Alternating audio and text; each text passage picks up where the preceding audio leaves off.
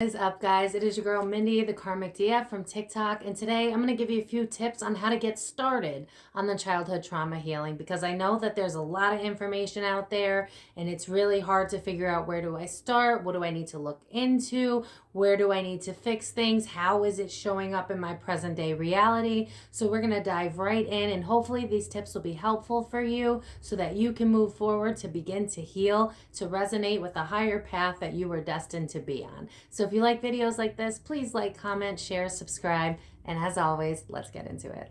So I have a lot of Virgo placements, and I was channeling last night how to make this video. And Virgo placements, they're really known for making lists, and Spirit really wanted me to harp on that because it's very helpful to see outside of you what has happened. So for instance, like, you're trying to logically process what's going on, right? But you're emotionally just feeling it, and let's say, I don't know, you get into an argument with a parent who is not able to consciously love you the way that you need to be loved, right? So now you're arguing with that parent and you can't figure it out, and you're being triggered and you're emotional. What you need to be able to do is step outside of the situation and, yeah, Spirit's nodding to write down exactly what it is that is being triggered within you, and also how you feel you're being disrespected if that is the case. Because what you're going to do is you're going to begin to see patterns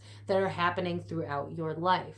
For example, do you, in other cases, not just family, but do you in situations yell a lot? Like, are you very, I need to prove my point, like to the extent of raising your voice?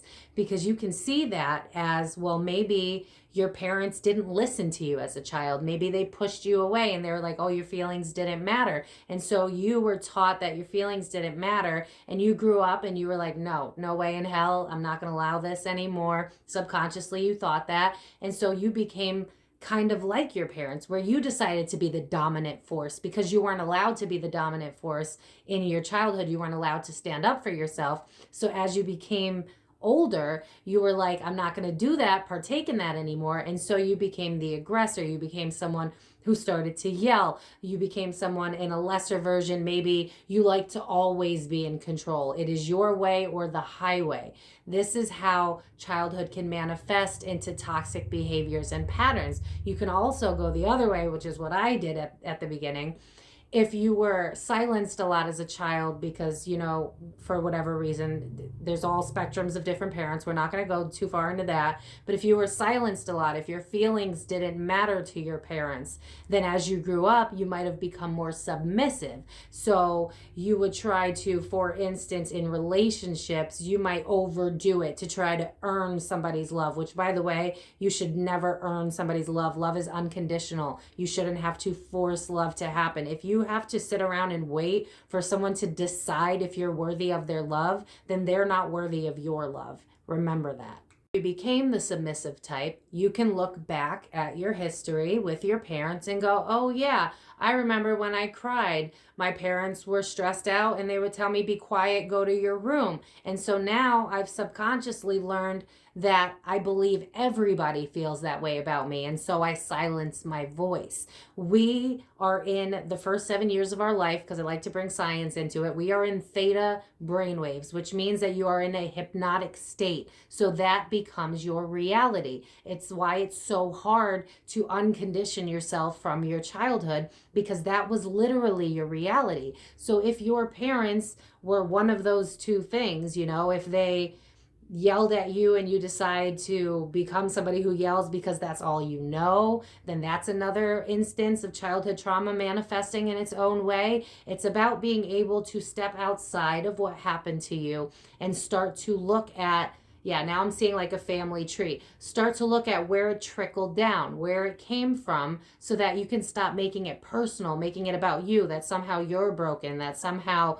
you're not worthy of love and you're damaged and this, that, and the third. That's not the case at all. The problem was you were given a reality that wasn't a healthy one, that wasn't conducive to your well-being and you living your best, most authentic life.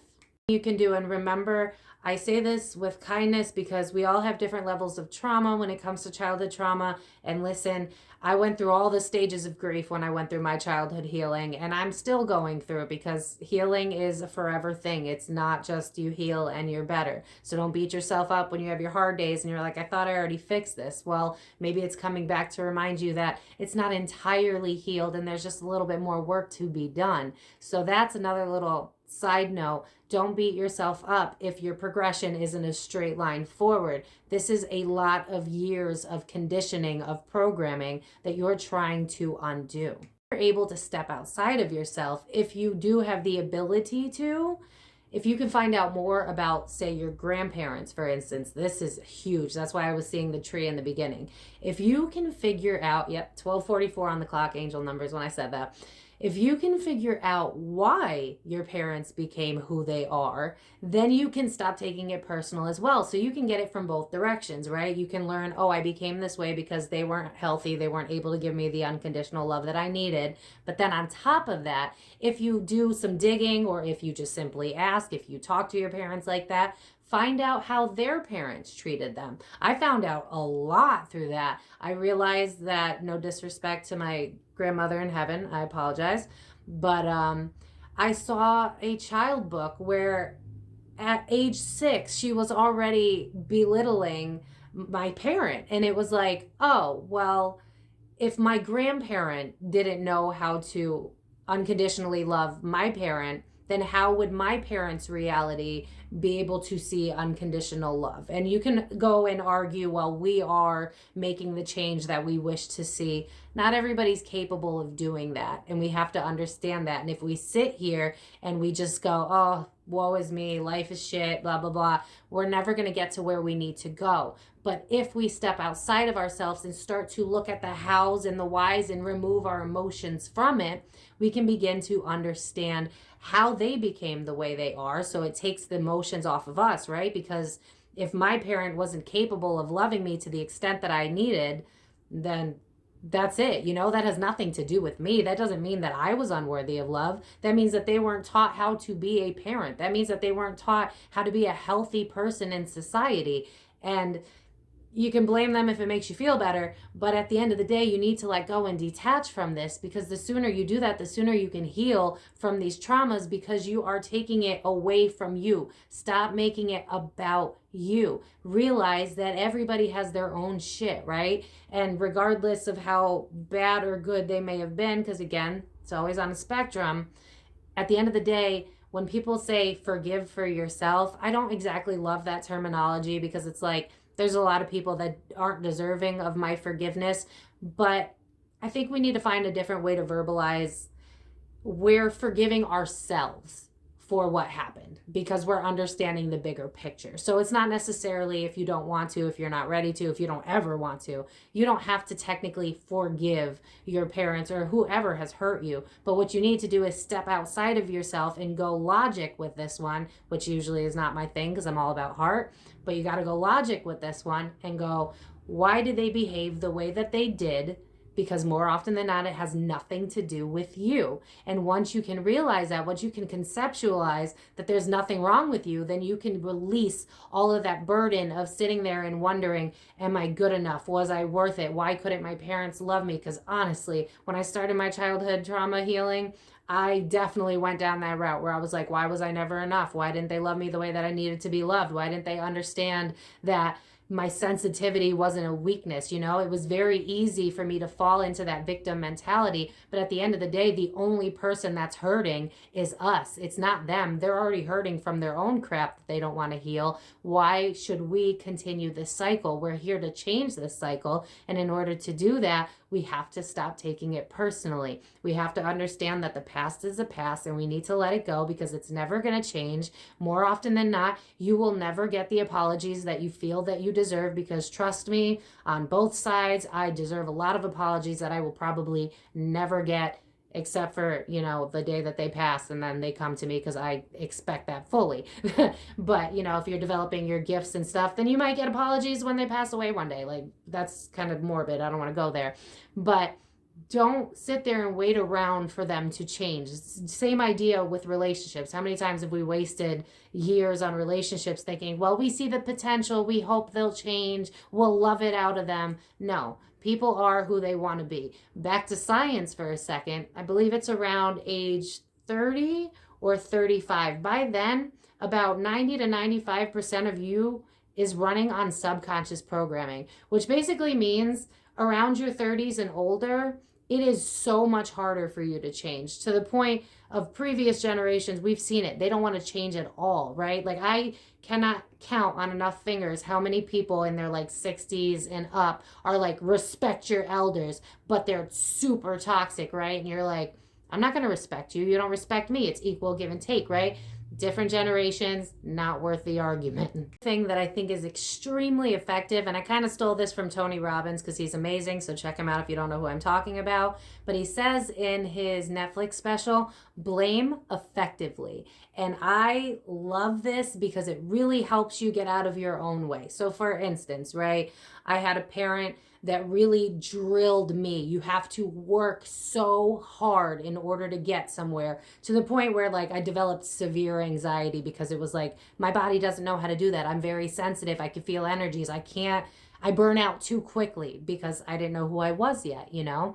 And so for the longest time, I was really angry because they never took the time to understand who I was. They still haven't taken the time to truly understand what I go through on a day-to-day basis. So, you know, I was used to defending myself. I was used to being very angry and being like, if it wasn't for you, maybe I would have had an easier life. And I went through the stages of grief, and that's totally healthy, by the way. When you're doing the childhood trauma, you can mother F these people as long as you need to get it out of your system, to purge all of the times you silenced your voice to keep the peace. You got to get that shit out, right? I apologize. I swear so much, my God. But going back to what Tony Robbins said about blaming effectively, yeah, they did let me down in ways that I shouldn't have been let down, but at the same time, blame effectively. Now, I do not give up on my dreams. I do not let people stand in the way of me and what I believe to be true for who I am supposed to be and go with in my life. And I would not be capable of being that person if my biggest critic was someone that didn't live with me, because I was so dedicated to proving them wrong. But in reality, I learned some skills that I necessarily didn't want because I wanted love and affection and, you know, understanding. But if I had been treated with unconditional love, then I wouldn't have gone through all the experiences of pain that I've gone through to make me the strong person that I am today. So yeah, I can sit here and be mad at my parent for letting me down by not being there for me emotionally, and the memories that come with it are painful. But at the end of the day, I learned to be my own parent, my own support system, my own best friend, my own lover. I learned to be there for me in ways that nobody had ever been there for me. So blame effectively. Stop looking at your parents or whoever raised you as, you know, these evil, vicious people. Do it at first if that's what you need to get through the childhood trauma in the beginning, of course, because you're going to have to purge that stuff out. Tears are going to come out. You're going to go through all of it. It's going to be stages of grief again. You might have some identity crisis. It's totally normal, totally okay. You might need to lie on your couch or in bed for 3 days straight because you realize that you've ignored so many red flags in your parents, and that's really hard to accept. So don't beat yourself up for that. But when you get to a place where you can pull yourself and your emotions away from it, remember that even though it sucked, it made you who you are today. Having parents that didn't show up for you likely made you really strong for yourself. And that in itself is a gift, which is why I say once you can purge and release these emotions, start blaming effectively. Don't get back into a negative mindset. Don't go back to woe is me. You want to go on a trajectory of good, of happiness, of a vibration, of a frequency that brings in prosperity and abundance and love. And you can't do that if you're sitting here pointing fingers at everybody but yourself. It always takes two people. And yeah, your parents had an obligation to be who they were, but at the end, angel numbers again, at the end, they didn't show up for you the way that you needed. And that's the fact of the matter. But why harp on the past? You can't do anything. The moment I said that, there's no use what is it? There's no use crying over spilled milk. There's just no point. You can be mad all you want, but at the end of the day, are they going to change? No. Can you change? Absolutely. There are a lot of tips and tricks to deal with childhood trauma and feeling it. I'll throw in a couple extras for the end of this video. Watch kids' movies and act like a kid. So, like, curl up with a blanket, hold a stuffed animal, and watch a movie from your childhood. Honor your inner child. Be the parent that you didn't get, that you wanted, and be that person for yourself every day. Show up for yourself every day. Stop looking outside of yourself, because you're going to grow out of people, and your parents, some of them did the best they could, and there's just nothing you can do about the past, but you can affect the change in your life today. So start practicing, start writing these things down. I keep seeing like notebooks in my head. It's just mad notebooks, because I have like at least 6 to 10 notebooks. I got a lot of them. Write down what it is, and I want you to, like, maybe on the left side, they hurt me in this way, this way, this way, this way. Okay, what did I learn from it? This. So, like, I don't know. My parent taught me in their own cruel way how to defend myself, because I didn't know how to do it with them. And once I did my childhood trauma healing, I realized that I'm the person that I need more than anybody else. And that is blaming effectively. Because they didn't show up for me, I learned how to show up for myself in a way that most people can never say that they can do. And that is strength, that is bravery, that is courage, that is using your vulnerability as a way to heal and transcend all of the pain that you've been through. It just takes determination. It takes taking your emotions out of it for a bit after you process your emotions. So don't do the toxic spiritual bypassing where you're like, no, I'm fine, everything's good, I thought about it, now I'm fine. No. Cry the tears you need to cry that you didn't get to cry when you were younger, and honor that you didn't get the life that you deserved, and that's okay. But now that you're aware of it, find the patterns, cut them off at the source so that you don't become what you don't want to become, that they let you down in, and then start to honor who you truly are, because that's when you'll see the change. That's when everything will start to heal. You'll feel more comfortable. You'll start to see your parents as just other broken human beings that didn't have what they needed as well. And you'll realize that it has never been about you. You were always worthy of love. You were always worthy of unconditional love and understanding. And unfortunately, you did not get that. And I understand that. But you cannot live in the past. You should live in the past for a moment to heal what you haven't acknowledged. But once that moment is over, you shut the door, you say goodbye, and you realize that everybody's human, doing the best they can in a very toxic and broken world. So I'm going to leave it at that. But also, if you guys have any questions when it comes to childhood trauma, feel free to leave it in the comments, because I might do a part 2 when it comes to this video. This is a very in-depth conversation to have, and there is not enough time for me to go over every single thing that I've learned. So if you guys have more questions, let me know. If you liked this video, please leave a like, and I will talk to you guys soon. Love you guys so much. Bye-bye.